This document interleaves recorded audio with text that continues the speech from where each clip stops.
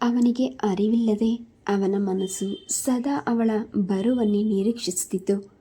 ಬೆಳಗ್ಗೆ 8 ಗಂಟೆ ಹೊಡೆಯುವ ಹೊತ್ತಿಗೆ ಅವನ ಕಾಲ್ಗಳು ತಾವಾಗಿ ಬಂದು ಬಾಲ್ಕನಿಯಲ್ಲಿ ನಿಲ್ತಿದ್ದವು. ಗೌರಮ್ಮನವರು ಊರಿಗೆ ಹೋದ್ಮೇಲೆ ಪ್ರಶಾಂತನಿಗೆ ಮತ್ತೆ ಏಕಾಂಗಿತನದ ಅನುಭವವಾಗಿ ಜೀವನವೇ ನರಕ ಎನಿಸ್ತಿತ್ತು.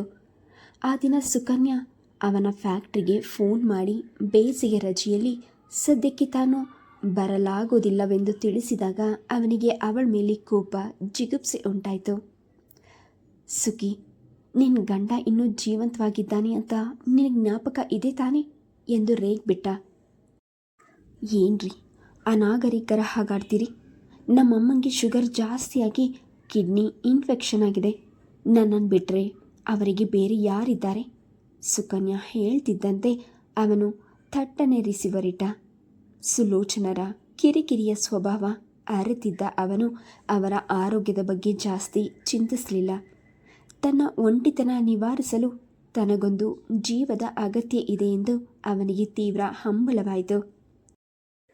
ತನ್ನ ಏಕಾಂಗಿತನ ನೀಗಲಾರದ ಪಕ್ಷಕ್ಕೆ ತನಗ್ಯಾಕೆ ಮದುವೆ ಬೇಕಿತ್ತು?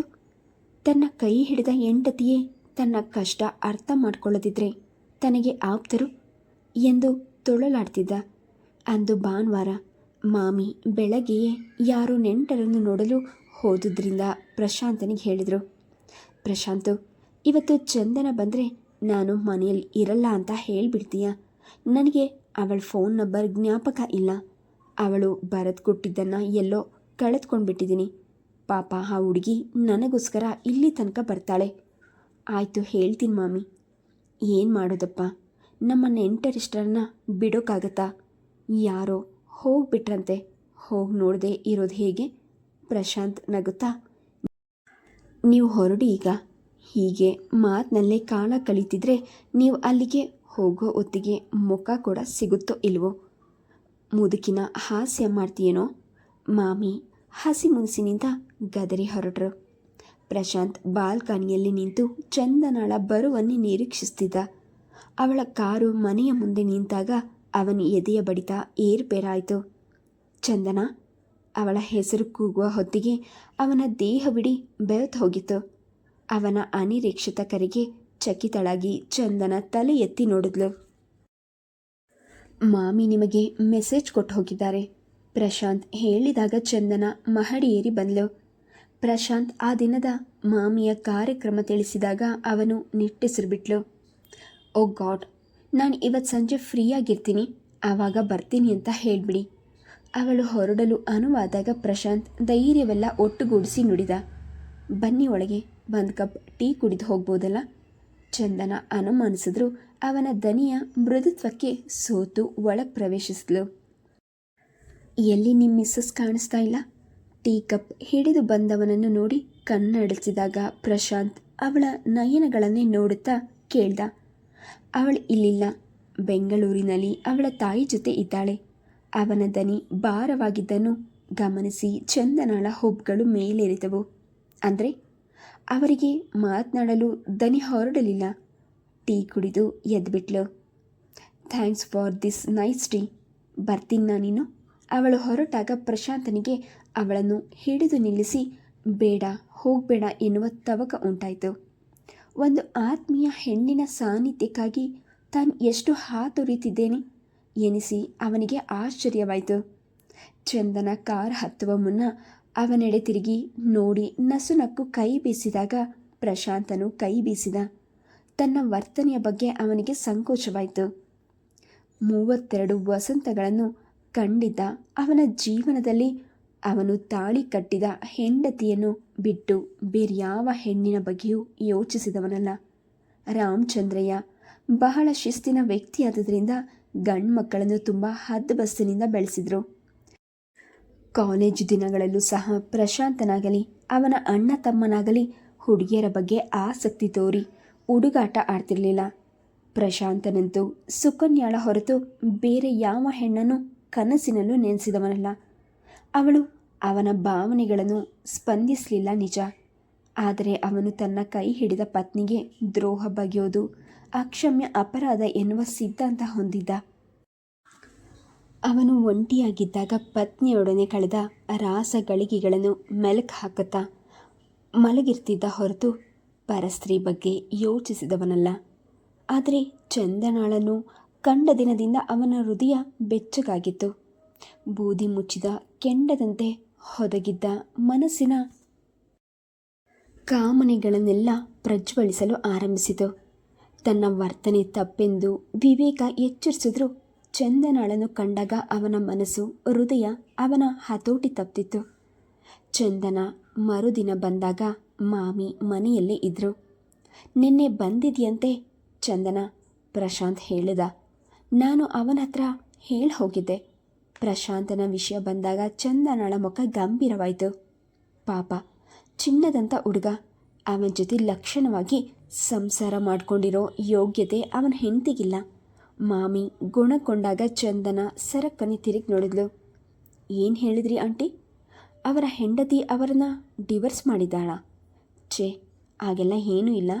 ಅವಳು ಬೆಂಗಳೂರಿನಲ್ಲಿ ಯಾವುದೋ ಸ್ಕೂಲ್ನಲ್ಲಿ ಕೆಲಸ ಮಾಡ್ತಿದ್ದಾಳೆ. ವರ್ಷಕ್ಕೆ 10 ದಿನ ಇಲ್ಲಿ ಬಂದರೆ ಹೆಚ್ಚು. ಪಾಪ, ಇವನೇ ಆಗಾಗ ಬೆಂಗಳೂರಿಗೆ ಹೋಗಿ ಬಂದು ಮಾಡ್ತಾನೆ. ನೀನೇನೇ ಹೇಳು ಚಂದನ, ಗಂಡ ಒಳ್ಳೆಯವನು ಅಂತ ಇವನನ್ನು ಇಷ್ಟೊಂದು ದುರುಪಯೋಗ ಪಡಿಸ್ಕೊಳ್ಬಾರ್ದು. ಚಂದನಾಳಿಗೆ 2 ವರ್ಷಗಳ ಹಿಂದೆ ನೆನಪು ಓಡಿತು. ಇದೇ ಮಾತನ್ನು ತಾನು ರಜನಿಗೆ ಹೇಳಿರಲಿಲ್ವೇ? ಹೆಂಡತಿ ಮೆತ್ತಗಿದ್ದಾಳೆ ಅಂತ ಅವಳನ್ನು ದುರುಪಯೋಗ ಪಡಿಸ್ಕೊಳ್ಬಾರ್ದು ಎಂದು.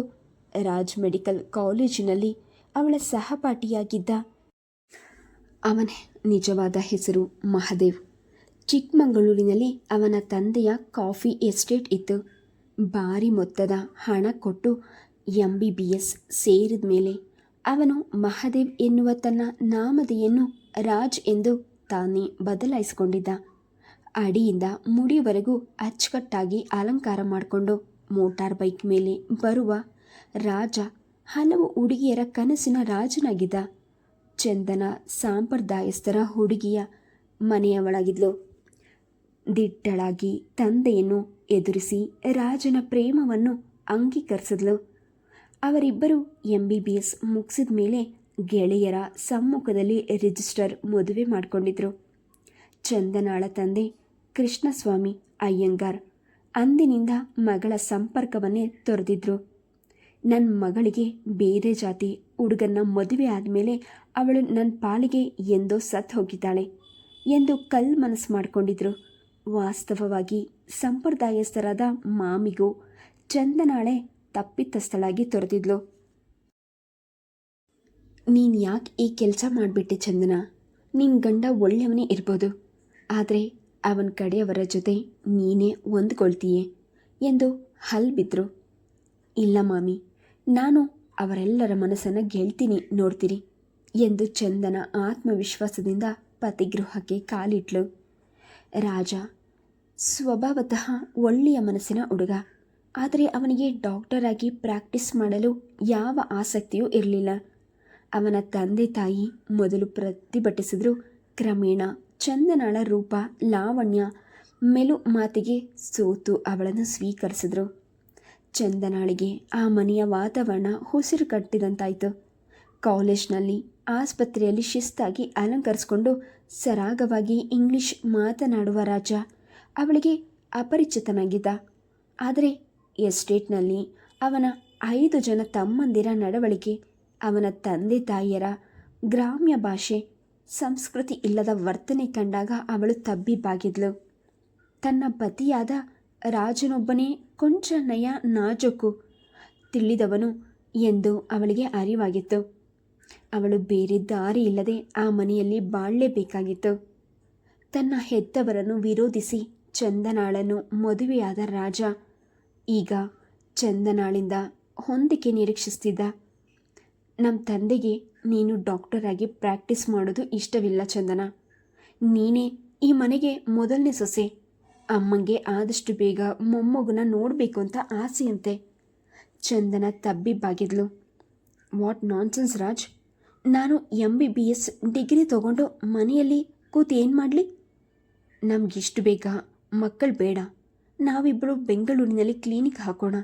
ಈ ವರ್ಷ ನಾನು PG ಎಂಟ್ರೆನ್ಸ್ಗೆ ಟ್ರೈ ಮಾಡ್ತಿದ್ದೀನಿ. ನೀವು ಮಾಡಿ. ಇಲ್ಲ ಚಂದನ, ನಾನು ನಮ್ಮಪ್ಪ ಅವನ್ನ ಮನಸ್ಸು ನೋಯಿಸಲ್ಲ. ಈಗ ನಮಗೇನು ಕಡಿಮೆ ಆಗಿದೆ ಅಂತ ದುಡ್ಡು ಸಂಪಾದನೆ ಮಾಡಬೇಕು? ನೀನು ಕಾಲೇಜಿನ ಜೀವನ ಬೇರೆ, ಈಗ ನೀನು ಒಂದು ಮನೆಯ ಗೃಹಿಣಿ. ನಮ್ಮ ಅವ್ವನಿಗೆ ಹೊಂದಿಕೊಂಡು ನೆಮ್ಮದಿಯಾಗಿರು ಎಂದಿದ್ದ ರಾಜ್. ಈ ವಾಸ್ತವವನ್ನು ಎದುರಿಸಲು ಚಂದನಾಳಿಗೆ ತುಂಬ ಕಷ್ಟವಾಯಿತು. ರಾಜನ ತಾಯಿ ನಂಜಮ್ಮನವರು 16ನೇ ಹಳ್ಳಿಯ ಹೆಂಗಸು. ಅವರ ಭಾಷೆಯು ಸುಧಾರಿಸುವಂತಾಗಿರಲಿಲ್ಲ. ಚಂದನ ಎನ್ನುವ ಹೆಸರನ್ನು ಕೂಗಲಾರದೆ ಸೊಸೆಗೆ ಗಿರಿಜಾ ಎಂದು ನಾಮಕರಣ ಮಾಡಿದರು. ಗಿರಿಜವ್ವ, ಬವ್ವ, ನನ್ನ ಗಂಡನಿಗೆ ರೊಟ್ಟಿ ತಟ್ಕೊಡು ಎಂದು ಹೊರಟಾಗಿ ಕರೆದರೆ ಚಂದನಾಳಿಗೆ ತಾನು ಅಪರಿಚಿತಳು ಎನಿಸ್ತಿತ್ತು. ಸಿರಿವಂತಿಕೆ ಇದ್ದರೂ ಅವರ ಜೀವನ ಶೈಲಿ ಸುಧಾರಿಸಿರಲಿಲ್ಲ. ಹಳ್ಳಿಯ ಕಾಲದ ದೊಡ್ಡ ಮನೆಯಲ್ಲಿ ರುಬ್ಬುತ್ತಾ ಕುಟ್ಟುತ್ತಾ ಅಡಿಗೆ ಕೆಲಸ ಮಾಡುತ್ತಾ ಕಾಲ ಕಳೆಯೋದು ಚಂದನಾಳಿಗೆ ಅಸಾಧ್ಯ ಎನಿಸತೊಡಗಿತು. ಅಷ್ಟೆಲ್ಲ ಓದಿದ ಮೇಲೂ ರಾಜನು ವೈದ್ಯನಾಗಿ ದುಡಿಯದೆ ತಂದೆ ತಮ್ಮಂದಿರ ಜೊತೆ ಕಾಲ ವ್ಯರ್ಥ ಮಾಡೋದನ್ನು ಕಂಡಾಗ ಅವಳಿಗೆ ವ್ಯಥೆ ಆಗ್ತಿತ್ತು. ತಾನು ಮದುವೆ ಆಗಿರೋದು ಕಾಲೇಜಿನ ತನ್ನ ಸಹಪಾಠಿ ರಾಜ್ ನನ್ನಲ್ಲ, ಎಸ್ಟೇಟಿನ ಒಡೆಯ ಮಹದೇವನನ್ನು ಎನ್ನುವ ಸತ್ಯ ನಿಧಾನವಾಗಿ ಗೋಚರವಾಗತೊಡಗಿತು. ರಾಜ್ ಅವಳನ್ನು ಪ್ರೀತಿಸಿದ್ರೂ ಅವಳಿಗೆ ಜೀವನದಲ್ಲಿ ಯಾವ ಸ್ವಾತಂತ್ರ್ಯವನ್ನು ನೀಡಿರಲಿಲ್ಲ. ಹಗಲ ಹೊತ್ತಿನಲ್ಲಿ ಅವನು ಹೆಂಡತಿಯೊಡನೆ ಮಾತೇ ಆಡ್ತಿರಲಿಲ್ಲ. ಸದಾಕಾಲ ಅವಿದ್ಯಾವಂತರಾದ ಅತ್ತೆಯ ಜೊತೆ ಕಾಲ ಕಳೆಯೋದು ಚಂದನಾಳಿಗೆ ವಿಚಿತ್ರ ಹಿಂಸೆ ಎನಿಸ್ತಿತ್ತು. ತಿಂಗಳ ಆ 3 ದಿನಗಳಂತೂ ಅವಳ ಪಾಲಿಗೆ ನರಕ ಯಾತನೆ. ಅವಳನ್ನು ನಂಜಮ್ಮ ಆಗ ಅಸಭ್ಯತೆಗಳಂತೆ ಕಾಣ್ತಿದ್ರು. ಸ್ವತಃ ವೈದ್ಯಳಾಗಿದ್ದ ಅವಳಿಗೆ ಅತ್ತೆಯ ನಡವಳಿಕೆ ಕಂಡು ರೇಗಿ ಹೋಗ್ತಿತ್ತು. 6 ತಿಂಗಳು ಕಳೆಯುವಷ್ಟರಲ್ಲಿ ಚಂದನ ಸೋತು ಸೊಪ್ಪಾದ್ಲು. ಬೆಳಗ್ಗೆ ಮನೆಯಲ್ಲಿ ಅತ್ತೆಯೊಡನೆ ದುಡಿದು ರಾತ್ರಿ ಮಾತ್ರ ರಾಜನ ಪಾಲಿಗೆ ಭೋಗದ ವಸ್ತುವಾಗಿ ಬಾಳೋದು ಅವಳಿಗೆ ತುಂಬ ಅಪಮಾನ ಎನಿಸ್ತಿತ್ತು. ಒಮ್ಮೆ ನಂಜಮ್ಮ ಚಂದನಾಳಿಗೆ ಮಕ್ಕಳಾಗಲಿಲ್ಲ ಎಂದು ಯಾವುದೋ ನಾಟಿ ಔಷಧಿ ಕೊಡಿಸಲು ಹವಣಿಸಿದಾಗ ಚಂದನ ಮೊದಲ ಬಾರಿಗೆ ಸಿಡಿದೆದ್ಲು. ನನಗೆ ಯಾವ ಔಷಧಿ ಬೇಕಿಲ್ಲ, ನಾನು ಡಾಕ್ಟರ್ ಅನ್ನೋದು ನೀವೆಲ್ಲ ಮರೆತುಬಿಟ್ಟಿದ್ದೀರಾ. ಆದರೆ ನಾನೇ ಮಕ್ಕಳಾಗದ ಹಾಗೆ ಎಚ್ಚರ ವಹಿಸಿದ್ದೀನಿ. ಈ ನರಕದಲ್ಲಿ ನಾನಿನ್ನು ಎಷ್ಟು ದಿನ ಒದ್ದಾಡಬೇಕು? ಅವಳು ಎಲ್ಲರೆದುರಿಗೆ ತನಗೆ ತಿರುಗಿ ಬಿದ್ದಿದ್ದು ರಾಜನಿಗೂ ಅವಮಾನವಾಯಿತು. ಚಂದ, ಇದೇನು ನೀನು ಗಂಡನಿಗೆ ಕೊಡೋ ಗೌರವ ಮರ್ಯಾದೆ? ನೀನು ಮನೆ ಸೊಸೆಯಾಗಿ ಕಾಲಿಟ್ಟ ಮೇಲೆ ಈ ಮನೆಗೆ ಹೊಂದಿಕೊಳ್ಬೇಕಾದದ್ದು ನಿನ್ನ ಕರ್ತವ್ಯ. ಚಂದನ ಅವನತ್ತ ತಿರಸ್ಕಾರದಿಂದ ನೋಡಿದ್ಲು. ಮಿಸ್ಟರ್ ಮಾದೇವ್, ಸಂಸಾರದಲ್ಲಿ ಗಂಡನು ಹೆಂಡತಿಗೆ ಕೆಲವು ವಸ್ತುಗಳನ್ನು ಕೊಡಬೇಕಾಗತ್ತೆ. ಪ್ರೀತಿ, ವಿಶ್ವಾಸ, ನಂಬಿಕೆ, ಸ್ವಾತಂತ್ರ್ಯ ಅದ್ಯಾವುದೂ ಇಲ್ಲದ ದಾಂಪತ್ಯ ಜೀವನಕ್ಕೆ ಯಾವ ಅರ್ಥನೂ ಇಲ್ಲ. ನಾನು ಈ ಮನೆಗೆ ಸೊಸೆಯಾಗಿ ಬಾಳ್ತಿಲ್ಲ. ಈ ಜೈಲ್ ಅನ್ನೋ ಮನೆಯಲ್ಲಿ ಕೈದಿಯಾಗಿಬಿಟ್ಟಿದ್ದೀನಿ. ಇಲ್ಲೇ ಇದ್ದು ಮನೋರೋಗಿಯಾಗಿ ಹುಚ್ಚಾಸ್ಪತ್ರೆ ಸೇರೋ ಆಸೆ ನನಗಿಲ್ಲ. ನನಗೆ ನಿಮ್ಮಿಂದ ಬಿಡುಗಡೆ ಬೇಕು. I want my freedom. Chandana ಜೋರಾಗಿ ಚೀರಿದ್ಲು. ವಿಚ್ಛೇದನ, ಕೋರ್ಟ್ ಎಂಬ ಪದವೆಲ್ಲ ರಾಜನ ಮನೆತನದಲ್ಲಿ ಕೇಳಿಯೇ ಇಲ್ಲದ ವಿಚಾರಗಳು. ಚಂದನ ರಾಜನಿಂದ ಕೋರ್ಟಿನ ಮೂಲಕ ಬೇರೆಯಾದಾಗ ರಾಜನಿಗೆ ದಿಗ್ಭ್ರಾಂತಿಯಾಗಿತ್ತು. ಅವನ ತಂದೆ ತಾಯಿ ಚಂದನಾಳಿಗೆ ಹಿಡಿಶಾಪ ಹಾಕಿದ್ರು. ಆದರೆ ಚಂದನಾಳಿಗೆ ಮಾತ್ರ ರಾಜ್ ತನ್ನ ಪ್ರೀತಿ, ನಂಬಿಕೆಯನ್ನು ದುರುಪಯೋಗ ಪಡಿಸ್ಕೊಂಡಿದ್ದಾನೆ ಎಂದು ತುಂಬ ದುಃಖವಾಗಿತ್ತು. ಹೆಂಡತಿ ಒಳ್ಳೆಯವಳು, ಸುಲಭವಾಗಿ ಬಗ್ತಾಳೆ ಅಂತ ಅವಳನ್ನು ಮಿಸ್ಯೂಸ್ ಮಾಡ್ಕೋಬಾರ್ದಪ್ಪ ಎಂದು ತಂದೆಯ ಬಳಿ ಬಂದು ಅತ್ತುಬಿಟ್ಟಿದ್ಲು. ಅಯ್ಯಂಗಾರರಿಗೆ ಮಗಳ ಬಾಳಿನ ದುರಂತ ದೊಡ್ಡ ಪೆಟ್ಟು ಕೊಟ್ಟಿತು. ಚಂದನ ಅನ್ಯ ಜಾತಿಯವನನ್ನು ವಿವಾಹವಾದಾಗ ನೆಂಟರಿಷ್ಟರ ಕುಹಕ ಅಪಹಾಸ್ಯಕ್ಕೆ ಗುರಿಯಾಗಿದ್ದರು. ಅವಳ ವಿಚ್ಛೇದನವಾಗಿ 1 ತಿಂಗಳಲ್ಲೇ ಅವರು ಕಣ್ಣು ಮುಚ್ಚಿದ್ರು. ತಂದೆಯನ್ನು ಕಳ್ಕೊಂಡು ಚಂದನ ಒಂಟಿಯಾದ್ಲು. ಅವಳ ಮನಸ್ಸು ಸರಿ ಇಲ್ಲದ್ರಿಂದ ಅವಳಿಗೆ PGಗೆ ಸೀಟ್ ಸಿಕ್ಕಿರಲಿಲ್ಲ. ತಂದೆಯ ಆಸ್ತಿ ಮಾರಿ ಮದ್ರಾಸ್ನಲ್ಲೇ ಫ್ಲ್ಯಾಟ್ ಒಂದನ್ನು ಖರೀದಿಸಿದ್ಲು. ಓಡಾಟಕ್ಕೆಲ್ಲ ತಂದೆಯ ಕಾರನ್ನೇ ಉಪಯೋಗಿಸ್ತಿದ್ಲು. ಮೌಂಟ್ ರೋಡ್ನಲ್ಲಿ ಅವಳ ಕ್ಲಿನಿಕ್ ಇತ್ತು. ಅವಳಿಗೆ ಹಣ ಕೊರತೆ ಇರಲಿಲ್ಲ, ಆದರೆ ಜೀವನದಲ್ಲಿ ಭದ್ರತೆ, ನೆಮ್ಮದಿ ಇರಲಿಲ್ಲ. ಇತ್ತೀಚೆಗೆ ಅವಳ ಬಳಗಗಳು ಅವಳ ಬಳಿ ಅಷ್ಟಕ್ಕಾಗಿ ಬೆರೆತಿರಲಿಲ್ಲ. ತಮಗೆ ಕಾಯಿಲೆ ಬಂದರೆ ಅವಳನ್ನು ಸಂಪರ್ಕಿಸುತ್ತಿದ್ದ ಸ್ವಾರ್ಥಿಗಳು ಹೆಚ್ಚಾಗಿದ್ದಾರೆ. ಅವಳ ತೊಂದರೆಗೆ ಆಗುವವರು ಯಾರೂ ಇರಲಿಲ್ಲ.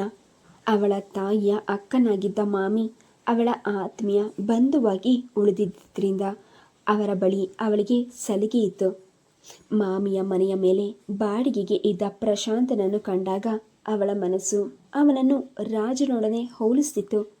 ಪ್ರಶಾಂತನ ಸೌಮ್ಯ ಮುಖ, ಸೌಜನ್ಯದ ನಡವಳಿಕೆ ಕಂಡಾಗ ಅವನು ತನಗೆ ತೀರಾ ಆತ್ಮೀಯ ಎನಿಸ್ತಿತ್ತು. ಅಂಥ ವ್ಯಕ್ತಿಯೊಡನೆ ಹೊಂದಿಕೊಂಡು ಹೋಗಲಾರದ ಸುಕನ್ಯಾಳ ಬಗ್ಗೆ ಅವಳಿಗೆ ಕೋಪ ಹುಕ್ಕಿ ಬರ್ತಿತ್ತು. ರಾಜನಿಂದ ದೂರವಾದ ನಂತರ ಚಂದನಾಳಿಗೂ ಒಂಟಿತನ ಕಾಡ್ತಿತ್ತು. ಯಾರಿಗಾಗಿ ತನ್ನ ಈ ರೂಪ, ಯೌವನ, ತಾನು ಯಾರಿಗೋಸ್ಕರ ದುಡಿದು ಸಂಪಾದಿಸಬೇಕು ಎಂಬ ವೈರಾಗ್ಯ ಮನಸ್ಸನ್ನು ಆವರಿಸ್ತಿತ್ತು. ಪ್ರಶಾಂತ್ ತನ್ನ ದೋಣಿಯಲ್ಲೇ ಪ್ರಯಾಣಿಸ್ತಿರುವನೆಂದು ಅರಿತಾಗ ಅವಳಿಗೆ ಅರಿವಿಲ್ಲದೆ ಅವನ ಬಗ್ಗೆ ಆತ್ಮೀಯತೆ, ಆದರ ಮೂಡಿತು. ಫ್ಯಾಕ್ಟ್ರಿಯಲ್ಲಿ ತನಗೆ ಫೋನ್ ಬಂದಿದೆ ಎಂದು ತಿಳಿದಾಗ ಪ್ರಶಾಂತನಿಗೆ ನಂಬಲಾಗಲಿಲ್ಲ. ಸುಕನ್ಯಾ ಅಂತಹ ಪುಣ್ಯದ ಕೆಲಸ ಎಂದೂ ಮಾಡೋದಿಲ್ಲವೆಂದು ಖಚಿತ ಇದ್ದಿದ್ದರಿಂದ ಆಶ್ಚರ್ಯದಿಂದ ರಿಸೀವರ್ ತೆಗೆದುಕೊಂಡ. Please subscribe the channel, like and share. Thank you.